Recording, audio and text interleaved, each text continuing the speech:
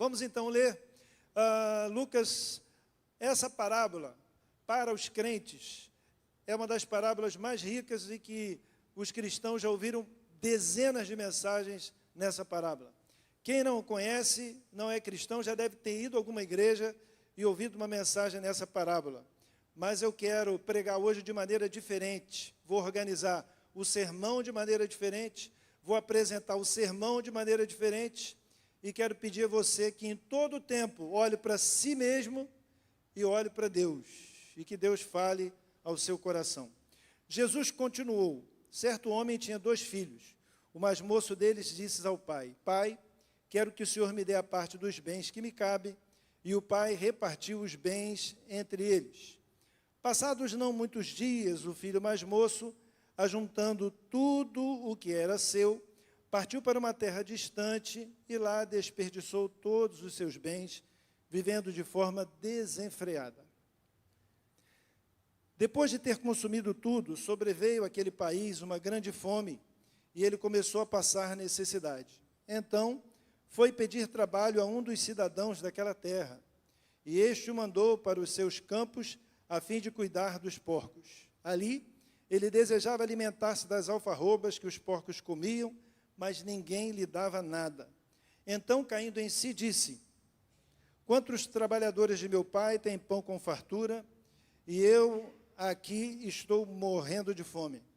Vou me arrumar, voltar para o meu pai e lhe dizer: Pai, pequei contra Deus e diante do Senhor.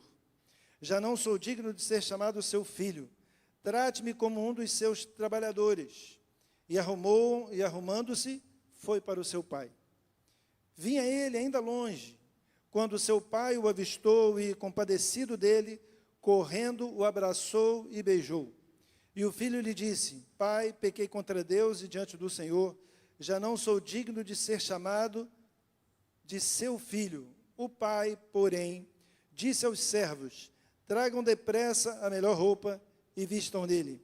Ponham um anel no dedo e sandálias nos pés. Tragam e matem o bezerro gordo.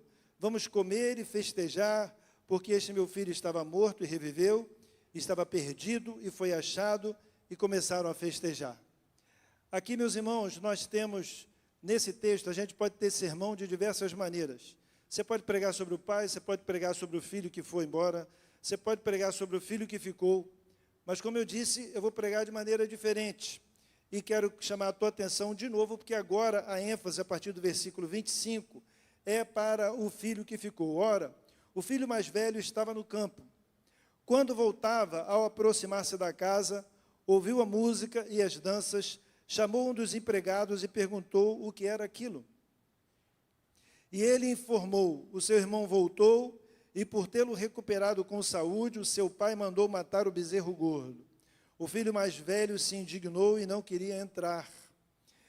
Saindo, porém, o pai procurava convencê-lo a entrar, mas ele respondeu ao seu pai: Faz tantos anos que sirvo o Senhor e nunca transgredi um mandamento seu, mas o Senhor nunca me deu um cabrito sequer para fazer uma festa com os meus amigos. Mas quando veio esse seu filho, que sumiu com os bens do Senhor, gastando tudo com prostitutas, o Senhor mandou matar o bezerro gordo para ele. Então o pai respondeu: Meu filho, você está sempre comigo, tudo que eu tenho é seu, mas era preciso festejar e alegrar-se, porque este seu irmão estava morto e reviveu, estava perdido e foi achado. Meus irmãos, como eu disse, eu vou pregar de maneira diferente, quero ser bem objetivo e quero usar um tema: amor sem limites. Mas eu quero ser bem objetivo em cada parte.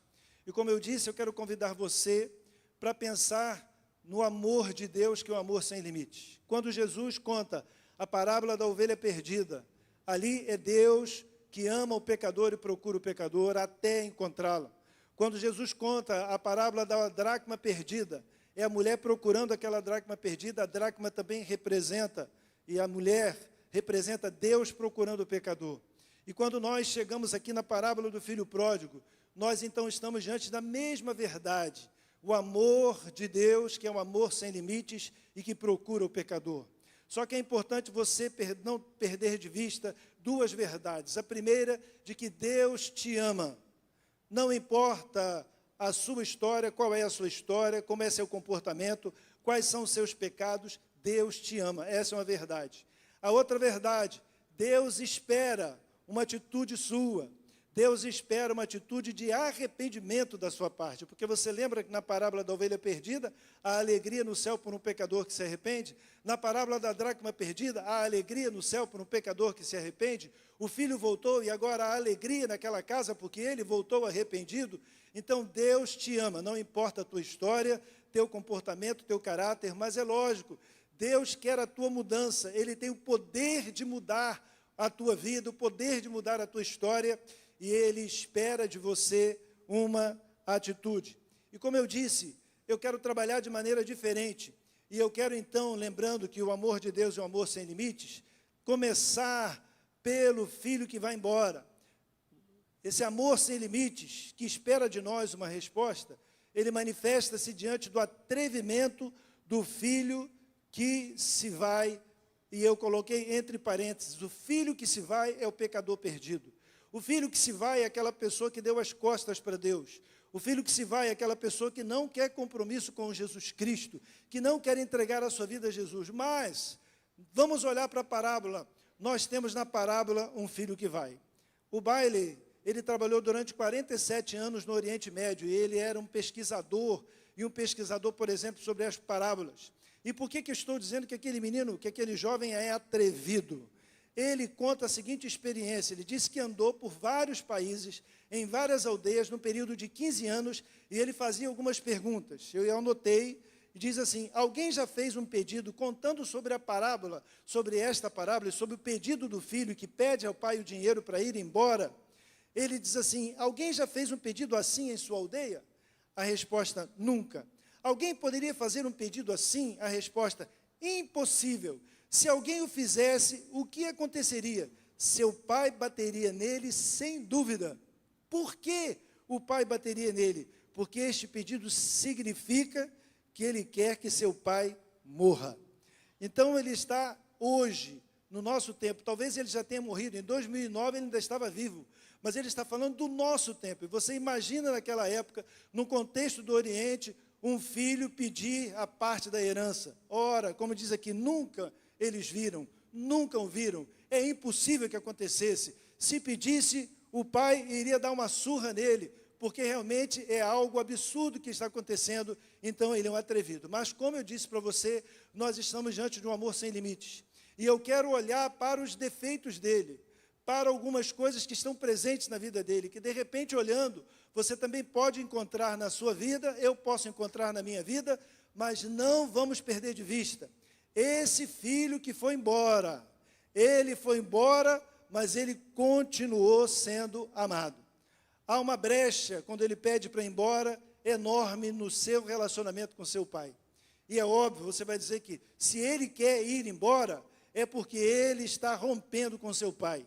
Dentre as muitas coisas, quando ele pede a parte da herança, e ele gasta, no primeiro momento o pai não sabia o que ele ia fazer, mas quando ele pede a parte da herança, e ele vende tudo, e ele parte, você sabe o que ele está dizendo para o pai?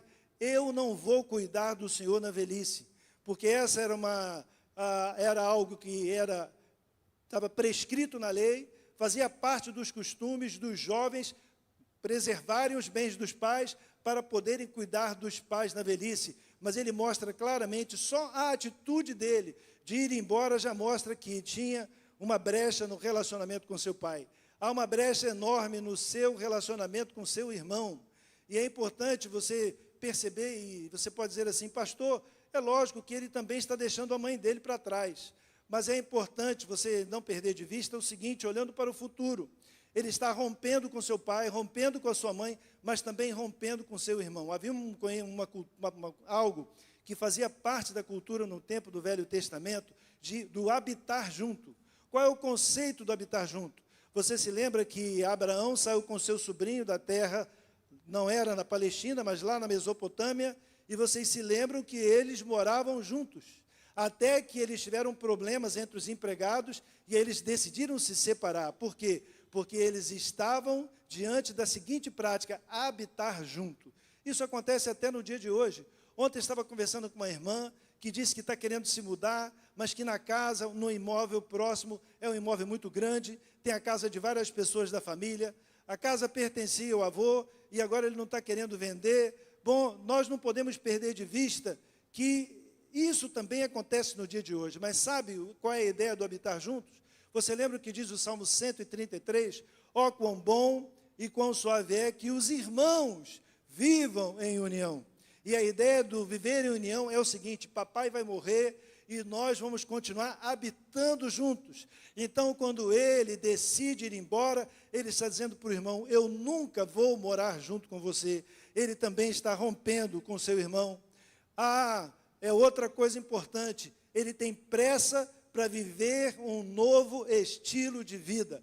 E você já percebeu, e quem é crente, já ouviu várias mensagens, sabe que isso faz parte. Você pensa assim, é lógico, se ele pediu dinheiro ao pai e foi para uma outra terra, é porque ele queria curtir a vida. Você sabia, como diz o Jeremias, na verdade, um dos pesquisadores também sobre as parábolas, ele diz o seguinte, que na época do Novo Testamento, no primeiro século, tinham mais de 4 milhões de judeus habitando fora da Palestina. No máximo, 500 mil habitando da Palestina. Por quê?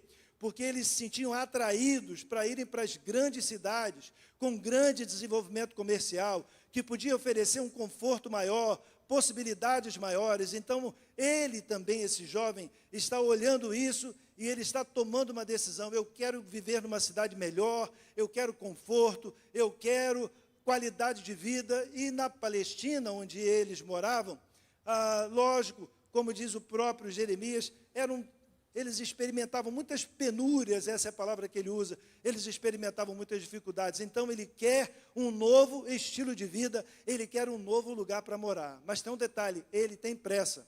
O Bailey diz que uma pessoa que tentava vender um imóvel demorava meses para conseguir terminar a venda, a negociação, seguindo todo o processo da legislação, mas ele vende rápido. Primeiro, quando ele pede ao pai, o pai não sabe que ele vai vender, mas ele vende rápido, porque ele tem pressa para viver um novo estilo de vida. E eu convido você para olhar para ele, e não perder de vista que ele tem uma brecha no relacionamento com o pai, uma brecha no relacionamento com o irmão. Ele também tem pressa para viver um novo estilo de vida, mas ele é amado pelo pai. Ele criou um problema também com a sua comunidade. Ele criou um problema com a sua comunidade. E por que criou um problema com a sua comunidade? Estava falando aqui agora de uma pessoa da nossa igreja que tem aquela questão do afeto voltado para a propriedade, porque foi do avô, porque é do pai. Bom, todo mundo e muitas pessoas vivem isso, mas lá naquela época, as pessoas eram apegadas, havia um apego, um camponês era extremamente apegado à sua propriedade, valorizava demais a sua propriedade. Ela tinha relação com a identidade dele e com a identidade da família. E aí você imagina um jovem, como diz o Jeremias, de 18 anos no máximo, indo de casa em casa, de aldeia em aldeia, tentando vender e tentando se livrar rápido daquela propriedade. Lógico que as pessoas estão falando assim, poxa, mas ele conseguiu a autorização do pai? As pessoas devem ter ficado assustadas pelo fato do pai ter liberado, mas as pessoas estão assustadas com aquele jovem que conseguiu pegar os seus bens, a liberação dos bens que o pai deu para ele, e agora ele vai de casa em casa procurando pessoas para poder negociar. Qual é a reação das pessoas? As pessoas estão olhando para ele e estão dizendo, esse cara é rebelde. As pessoas estão olhando para ele e estão falando, ele é um abusado. Estão olhando para ele e estão fazendo críticas. Estão olhando para ele, na verdade, é de espanto. As pessoas estão espantadas com aquele jovem e ele está arranjando um problema com a comunidade, porque também ele está deixando a família para trás, deixando a comunidade para trás e mostrando um comportamento inadequado. Além disso, você já sabe, o tempo passa e ele fracassa por conta da sua irresponsabilidade. E aí, por que ele fracassou? Você teve fome, ele perdeu tudo, tinha muita fome, e ele foi conseguir um trabalho, e o trabalho dele era para trabalhar com porcos. O pessoal da igreja já sabe.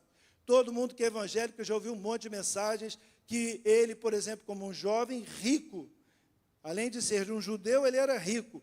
Um judeu não ia trabalhar com os porcos, porque eles consideravam os porcos coisa imunda. Então nós já temos um problema, ele já foi trabalhar com porcos. Mas o Bailey diz que o orgulho dele ainda não estava reduzido a pó, por isso que ele aceitou. E sabe por que ele foi trabalhar com porcos? Porque ele foi pedir, e aí nesse fracasso nós vemos um outro problema dele, porque ele foi pedir ajuda a um gentio, foi pedir ajuda a um estrangeiro. E isso não era bem visto para um judeu, porque quando ele vai pedir ajuda, o sentido é de que ele se associou a um estrangeiro para poder trabalhar com os porcos. E os judeus não olhavam com bons olhos um outro judeu que se associava a um estrangeiro. Mas ele se associa e vai trabalhar com porcos. Olha bem o fracasso dele, olha o tamanho do fracasso dele. E ele vai trabalhar com porcos. Mas a gente pode olhar mais adiante.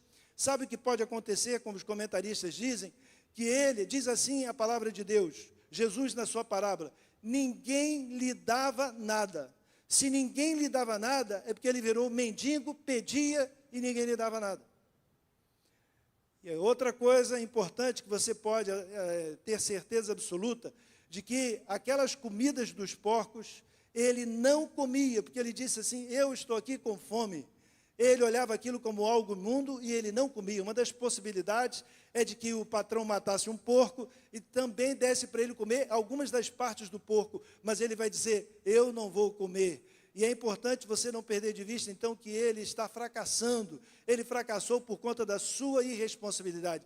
O Jeremias diz que ele tinha que roubar para poder comer, porque se ninguém lhe dava nada, ele estava mendigando, ele tinha que roubar para poder comer.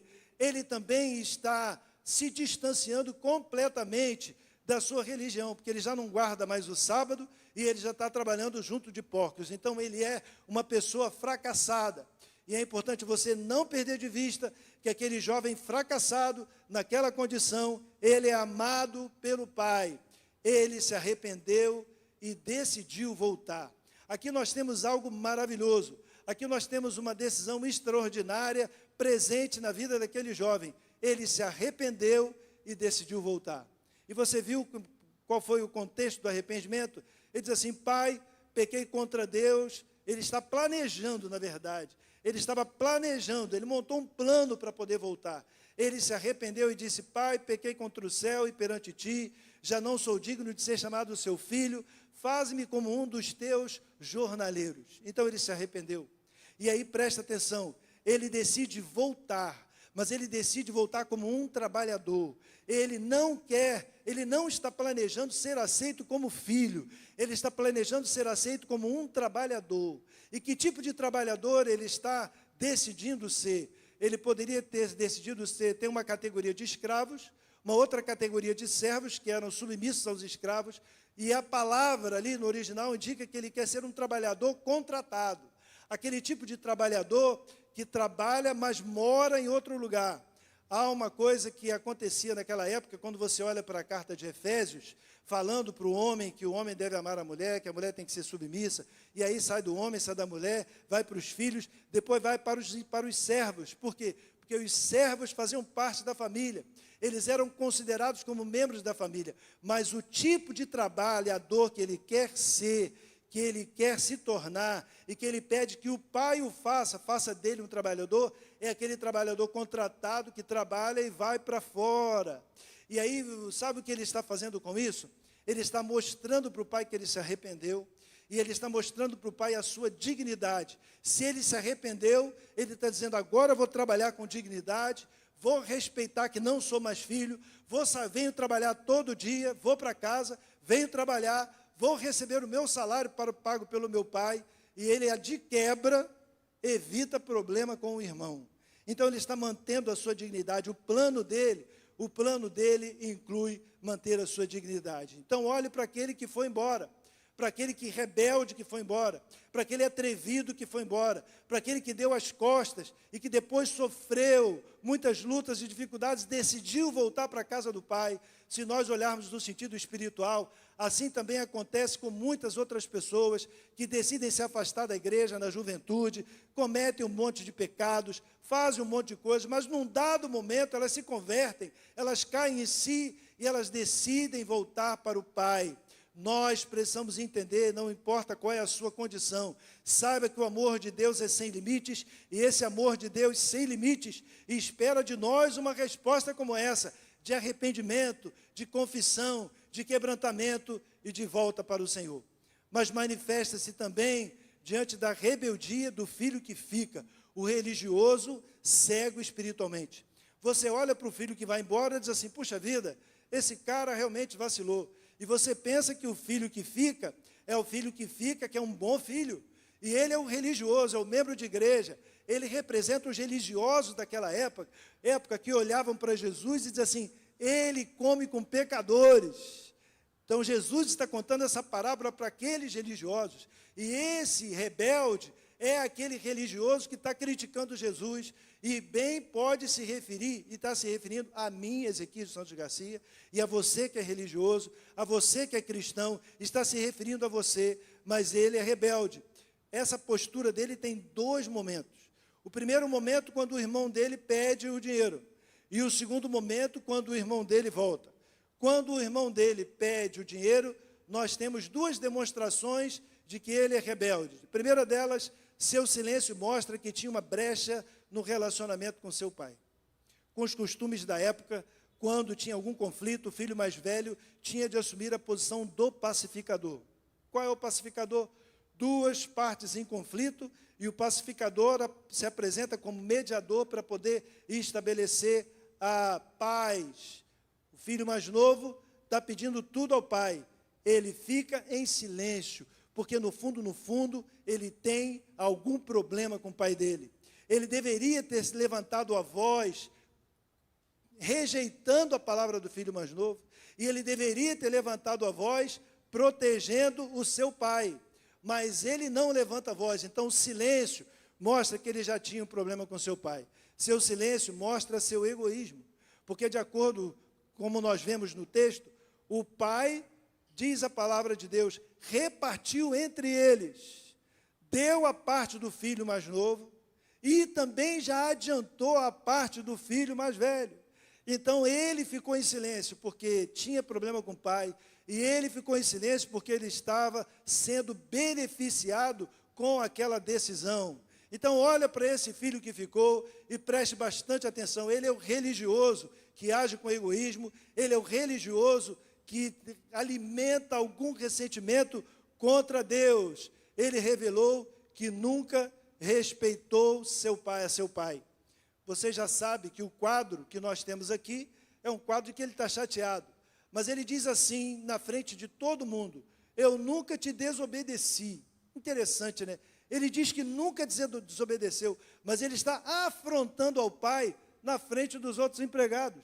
Ele está desrespeitando o pai na frente dos outros empregados, falando aquele monte de coisas que ele falou, que ele reclamou. Então é importante você perceber que aqui ele mostra que ele nunca respeitou o pai. Ele pode ter ficado em silêncio o tempo todo, mas desde o início, no início ele não respeita, quando o filho volta, ele revela que não respeita também. Mas ele também revelou como se sentia dentro de casa o tempo todo. Sabe qual é a expressão que ele usa? Ele diz assim, pai, eu te servia. E sabe qual é o sentido? Eu me escravizei por ti. Ele estava dentro de casa, ele tinha recebido a sua parte da herança, mas ele, dentro do seu coração, ele se sentia como um escravo, ele não se sentia como um filho. Quanta gente também está servindo a Deus, não olha e não consegue se perceber como um filho amado, mas o tempo inteiro ele diz, eu me escravizei por ti, trabalhei como um servo, e ele está demonstrando que ele sempre se sentiu assim. Ele também está revelando que não dava valor à sua família. E você pode dizer assim, pastor, é lógico que ele não dava valor à sua família, mas eu estou falando não do início, eu estou falando agora da volta. Tem uma festa em família. Eu sei que tem gente aqui que, de repente, quando vai para a festa de família, pensa assim, eu vou, mas vai ser difícil, tem que encontrar o Ezequias, tem que encontrar o José, tem que encontrar o pastor Anderson, e a pessoa olha e fala assim, vai ser ruim, porque eu tenho que encontrar com gente desagradável na família, a pessoa vai contra a própria vontade para a reunião de família. Mas sabe que tem algo maravilhoso que a gente deve colocar acima de qualquer coisa, é a própria família. Quando ele diz assim, que festa é essa? Que absurdo é esse? E ele se recusa a entrar ele está diante dos empregados e dos servos, das pessoas que estão vendo, demonstrando que ele não respeita a sua família. Outra coisa importante, já aconteceu na tua casa de chegar uma visita e todo mundo se esconder? Vai lá para dentro e ninguém aparece? Ah, aqui é diferente. Naquela época, fazia parte das regras de cerimônia o anfitrião receber e o filho também aparecer para poder saudar os convidados. Onde é que está o filho? O filho não está presente, o filho não quer entrar. E na medida que ele não está presente, que ele não quer entrar, ele está desrespeitando a sua família publicamente. Ele se opõe ao retorno do seu irmão. É lógico, você vai dizer, pastor, essa é a ideia central, ele está se opondo. Mas sabe como é que ele está fazendo? Ele está dizendo para o pai que o filho era um filho rebelde. De acordo com a lei, um filho rebelde tinha de ser disciplinado. Então, ele quer dizer para o pai que o filho é um filho rebelde. Se a gente presta atenção, o filho era um filho rebelde, mas o pai está recebendo o filho. Ele já sinalizou para o filho mais velho a atitude dele. Mas ele não só isso, ele diz assim, ele gastou o seu dinheiro com meretrizes, com prostitutas. Bom, ele está difamando, porque ele não sabia com quem aquele menino, aquele jovem tinha desperdiçado o dinheiro. Ele não sabia como ele tinha desperdiçado o dinheiro, mas ele está se opondo, difamando o seu irmão e dizendo para o seu pai, ele como um filho rebelde, merecia ser disciplinado, não receber uma festa. Mas nós, na parábola, vemos que a única qualidade que ele tinha era ser obediente. Ele diz assim, tudo que o Senhor me pediu, eu sempre fiz. E às vezes nós valorizamos demais a obediência a Deus. Só que aquela pessoa que geralmente às vezes valoriza demais a obediência a Deus, ela de repente vive sobre um peso muito grande, e vivendo sobre um peso muito grande, se torna legalista, cobra dos outros, cobra de si mesmo, e vive sofrendo. Mas a gente sabe que a obediência dele não foi uma obediência do coração, foi obediência da boca para fora, foi uma obediência com atitude externa. Então, na verdade, não era uma qualidade, era também um defeito. Mas olha, esse que fica é um filho também doente. O Bailey diz que é a parábola dos dois filhos perdidos. Perdido é o que vai embora, perdido é o que fica. O que fica exemplifica o religioso que está cego espiritualmente, que não consegue enxergar a graça de Deus, a bondade de Deus e a sua verdadeira condição espiritual. Mas, como eu disse para vocês, eu quero pregar de maneira diferente e quero convidar você para acompanharmos o seguinte: esse amor sem limites revela-se com a longanimidade que procura conquistar o religioso insensível. E aqui eu quero chamar a tua atenção para o pai. Já falei do filho mais novo, já falei do filho mais velho, mas quero falar do pai, como ele está lidando, por exemplo, com o filho que ficou, com o filho que representa o religioso. Como é que nós vemos na parábola? Que ele não quis entrar. Ele chegou do campo, encontrou aquela festa e perguntou, o que é que está acontecendo aqui? Ele não queria entrar, mas o pai veio lá de dentro e veio cá fora para conversar com ele, e o sentido de que o pai estava insistindo com ele para que ele entrasse. Não perca de vista, na parábola da ovelha perdida, Deus é o pastor que procura a ovelha perdida. Na parábola da dracma perdida, Deus é aquela pessoa que procura a moeda perdida, porque ele procura o pecador. Nessa parábola nós encontramos Deus representado pelo Pai, Deus, o Deus que busca e que insiste com cada cristão e com cada pessoa para que ela mude espiritualmente. Deus trabalha comigo, Deus trabalha com todas as pessoas para que haja mudança espiritual em nós. E é importante nós lembrarmos, por exemplo, o que ele está fazendo. Ele está dizendo, filho, abra os olhos, pois as suas riquezas estão garantidas. Ele diz assim, tudo que é seu é meu, tudo que é meu é teu. Na verdade, presta bastante atenção, já tinha passado para o nome do filho. Ele está dizendo, filho, os teus bens estão garantidos. E ele está insistindo com o filho, para que o filho aceite o outro irmão que voltou. Abra os olhos, pois você tem um motivo para se alegrar. E qual é o motivo para se alegrar? Que o irmão voltou. E aí, de novo, eu quero lembrar para você, se tem algo que ele não queria, era se alegrar com a volta do irmão. Mas preste atenção, ele aqui representa Deus, que quer que você e eu, nós nos alegremos com a volta do filho perdido, nós nos alegremos com as pessoas que se arrependem, que nós valorizemos o arrependimento e que nós nos alegremos com as vidas de pessoas que estão sendo acolhidas por Deus, abraçadas por Deus, cuidadas por Deus e transformadas por Deus. De novo, não perca de vista, na moeda perdida tem alegria, na ovelha perdida que é encontrada tem alegria, e o filho volta tem alegria. Deus dá um motivo de alegria espiritual para mim, para você, para a sua igreja, para cada um de nós. Mas ele está dizendo, filho, você precisa se alegrar. Mas se tem algo que ele queria, que ele não queria, era se alegrar. Mas ele está insistindo com o filho. Ele está insistindo, porque ele representa um Deus que busca pecadores, religiosos, que precisam reconhecer, que precisam mudar. Abra os olhos para a sua verdadeira condição. Ele disse para o pai, pai, eu me escravizei por ti. Mas o pai se dirige a ele com ternura e diz assim, filho, ele diz, tudo que é teu é meu, todas as coisas são tuas, mas a expressão é uma expressão de ternura. Ele se colocou como escravo, mas o pai o está tratando como um filho. E é importante você chegou aqui com lutas e dificuldades na sua caminhada, saiba que o amor de Deus é sem limites, e que você precisa perceber que Ele te trata como filho amado, como filha amada, como filho amado, porque esse é o grande amor de Deus. Mas olha, abra os olhos para o meu amor. Ele está dizendo para o filho mais velho, olha, você acha que ele merecia punição, mas eu o estou recebendo como filho, eu estou colocando, fazendo uma festa, porque ele voltou para casa. Então ele está dizendo, filho, o que vale aqui é o amor, o que vale aqui é a graça, o que vale aqui é o perdão.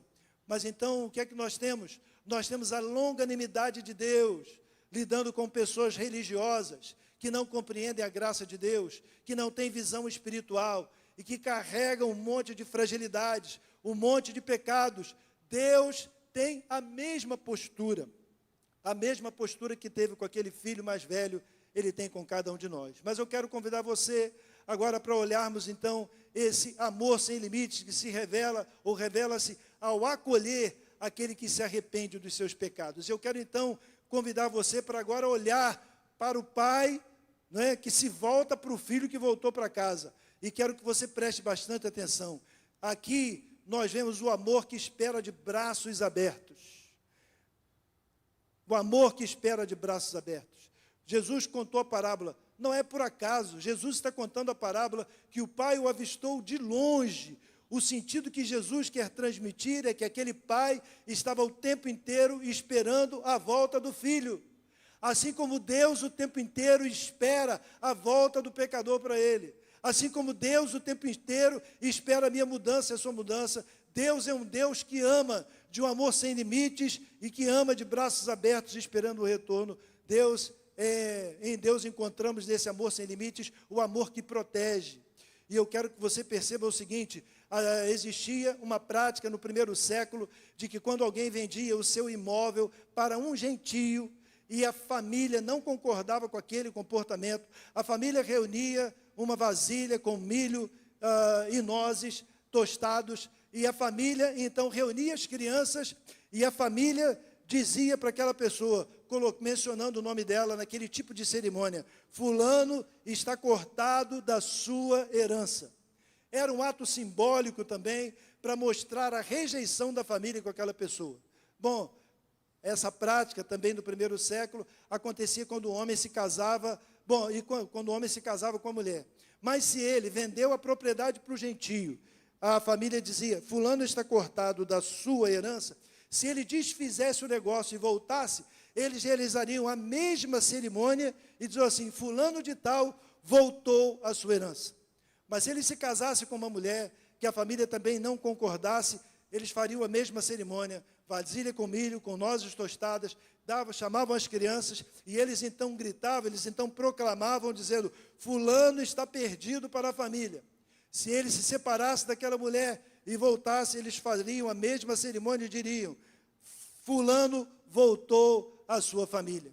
E aí eu quero que você perceba o seguinte, quando ele saiu, ele arranjou um problema com a comunidade. Como é que você acha, num contexto como esse, de rejeição a pessoas que, por exemplo, que vendem os seus bens para os gentios, Ele agora saiu e ele perdeu todos os seus bens para os gentios, longe do povo dele, longe da pátria dele. Agora ele vai voltar. Como é que você acha que essa comunidade iria reagir? A comunidade iria recebê-lo com críticas, iria recebê-lo talvez com tapas, iria recebê-lo com zombaria. Então o pai corre ao encontro dele para protegê-lo da agressividade da comunidade, porque Deus é um Deus que ama sem limites, e Ele é um Deus que nos protege. Mas além de proteger, Ele é um amor que demonstra compaixão. Eu sei que você fala assim, pastor, já ouvi essa mensagem diversas vezes, mas eu quero que você se volte para Deus, Deus que sempre tem e age com compaixão. Se o pai avistou o filho longe, qual seria a primeira atitude? Eu, se escrevesse, a Luciana Falcão é romancista, eu não sou, mas eu, como não sou romancista, eu ia colocar o quê? Que ele ficou cheio de alegria, porque viu o filho. Mas ele se compadeceu. Sabe por que se compadeceu? Ele sabia que estava voltando um filho fracassado. Ele se compadeceu. E Deus é um Deus que se compadece de nós. Deus é bondoso, Deus é misericordioso. E eu convido você a se lembrar de cego de Jericó que dizia, Jesus, filho de Davi, tem misericórdia de mim. Jesus, filho de Davi, tem compaixão de mim, porque Deus é um Deus, o amor sem limites, é um amor marcado pela compaixão. Deus tem compaixão de nós, por isso podemos esperar bênçãos maiores. Mas é importante você lembrar do amor que se humilha em substituição. E aí nós temos uma outra verdade, que um nobre jamais sairia correndo pelas ruas. Um nobre oriental não correria pelas ruas. Se ele corresse pelas ruas, isso seria uma humilhação. Então, quando o pai sai correndo, ele tem dois problemas. Primeiro, já é uma humilhação pública. E segundo, ele já vai fazer algo. O que a comunidade espera que o pai faça? Que o pai discipline o filho. Então, ele se humilha correndo para evitar que o filho fosse humilhado. E aí nós nos lembramos de Jesus Cristo na cruz, aquele que morreu na cruz por nós, levou sobre si a maldição que estaria sobre nós, para que nós pudéssemos receber o perdão dos nossos pecados. Mas é um amor que restaura. E nesse amor que restaura, eu sei que eu posso lembrar muitas coisas. Se eu perguntar aqui para os embaixadores, para as mensageiras, o que é que representa o anel? A dignidade, a honra, o seu resgate, a sua posição de filho. Posso perguntar o que representam as sandálias? As sandálias representam o fato de que ele não era um escravo, de que ele seria tratado como homem livre na sua casa. Isso você já sabe, você já conhece. Outra coisa importante, ele mata um bezerro, presta atenção, não é um animal pequeno, e é um bezerro gordo, para fazer uma festa para a aldeia inteira. Se tem uma visão que a gente não pode perder de vista, é que aquele pai morava numa aldeia. Os camponeses proprietários de terra, em geral, moravam em aldeias. E ele, então, faz uma festa para a aldeia inteira.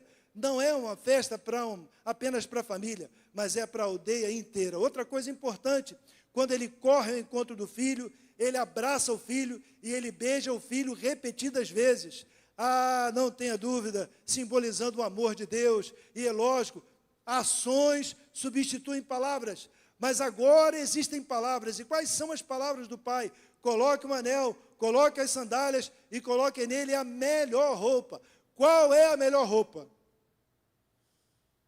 A do irmão? A melhor roupa é a roupa do pai. A roupa que o pai usava para as celebridades, para as festas, para as celebrações. A melhor roupa é a roupa do pai. E aí eu quero que você perceba que o pai está restaurando aquele que quer voltar como empregado, que quer ser um empregado, que quer ser um trabalhador. Ele está sendo recebido e colocado na sua condição de filho, porque o amor do pai, o amor de Deus é um amor que restaura. Presta bastante atenção, ele não esperava nada. Ele não esperava nada, absolutamente nada, mas ele recebe tudo, porque o amor do Pai é o amor que restaura, o amor de Deus é o amor que restaura. Mas tem algo lindo aqui. Quando o pessoal chegasse, os convidados chegassem para a festa, o que é que as pessoas iriam ver? O filho vestido com a roupa do pai. publicamente o pai estava dizendo, ele foi plenamente aceito e plenamente restaurado à condição de filho amado. Não perca de vista o pai, porque o pai representa Deus e o amor de Deus é amor que restaura a vida, amor que muda a história. Mas para terminar, eu quero lembrar a você que o amor sem limites é amor que permite que cada um faça a sua escolha. Eu quero terminar perguntando para você, qual filho você quer ser? Em qual lugar você se coloca ou gostaria de se colocar? No lugar daquele filho que ficou, mas que é resistente ao pai, que parece que é um bom filho, mas que não aceita, que não atende aos apelos do pai. Aquele filho que ficou não compreende a graça do pai, não compreende o amor do pai, não compreende o perdão do pai. E eu pergunto, você quer se qualificar como ele? Mas você pode dizer, pastor, eu também não sou aquele filho rebelde que foi embora. Mas qual é a diferença dos dois? A diferença dos dois está no arrependimento. E é importante você perceber que tem algo lindo, na medida que o pai representa Deus. Quando o filho mais novo pede a herança, o que é que o pai faz? De acordo com o que nós lemos aqui, ele deveria ter batido no filho. Outra coisa que ele poderia fazer, de acordo com a lei, ele poderia sim passar em vida os bens para o filho, mas tinha que ser voluntariamente. Se ele dissesse, não foi voluntariamente, o negócio seria desfeito. Não foi voluntariamente, ele passou para o filho porque o filho o estava pressionando. E ele passou para o filho. Mas tem outra coisa linda na atitude do pai. Ele também entrega a parte do filho que não pediu nada. Olha só o que o nosso Senhor Jesus Cristo está nos ensinando. Deus é assim, deixa que cada um faça a sua escolha. Deus é assim, deixa cada um diante da sua decisão espiritual. E eu quero perguntar a você, qual dos dois você se identifica mais? No lugar de quem você poderia se colocar? Eu quero convidar você a entender o seguinte, nós devemos aprender que o que o Senhor está nos ensinando é que a mim e a você, cabe a cada um de nós arrependimento, que nós devemos nos voltar para Deus, um Deus que cuida de nós, um Deus que nos protege, um Deus que nos acolhe, um Deus que nos restaura, um Deus que nos ama sem limites. E o amor de Deus é sem limites, porque Ele enviou Jesus Cristo ao mundo para morrer na cruz pelos nossos pecados. O amor de Deus é insondável, o amor de Deus é maravilhoso, o amor de Deus é enorme, o amor de Deus é impactante, o amor de Deus é sem limites, o amor de Deus é grande demais. Então, o que cabe a mim e a você, o que nós devemos fazer? Nós devemos humildemente caminharmos, nos voltarmos para Deus, nos arrependendo dos nossos pecados, pedindo perdão a Deus. E sabe de uma coisa? Aquele filho foi surpreendido pelo pai. Ele não esperava nada, mas ele foi surpreendido. Todo aquele que se volta para Deus em arrependimento será surpreendido, porque Deus tem muito mais a te dar do que você espera. Deus tem muito mais a fazer por você do que você pode imaginar. Aquele que queria ser apenas um trabalhador é recolocado à condição de filho. E sabe o que ele descobre naquele dia? Que o problema dele com o pai não tinha a ver com o dinheiro. O problema dele, o que era importante, era a restauração do relacionamento. Foi o que ele percebeu. E você não parou para pensar que no discurso dele tinha uma parte que queria dizer: faze-me como um dos teus jornaleiros. E ele não fala com o pai. Você diz assim, não, pastor, é porque o pai o interrompeu. Mas ele podia ter falado depois, pai, eu quero ser seu empregado. Mas ele não diz depois, porque ele entendeu que o que valia ali, que o que estava valendo ali, era a condição dele de filho, diante de um pai que o amava. Isso é que era importante, era o relacionamento, não os bens, não a propriedade, não a herança, mas a condição dele de filho e o relacionamento restaurado com o pai. Então, que assim seja na tua vida, que haja em você arrependimento, e que você se volte para o pai, sabendo que ele te ama e que ele pode restaurar a tua vida e restaurar a tua história. E que o arrependimento faça parte da minha e da sua vida em todo o tempo. Em todo o tempo, que todo o tempo nos arrependamos e nos voltemos para Deus, porque seguramente, se humildemente nos voltarmos para o Senhor, seguramente o Senhor estenderá a sua boa mão sobre nós e nos abençoará. Que assim seja na sua vida, na vida de cada um de nós. Amém?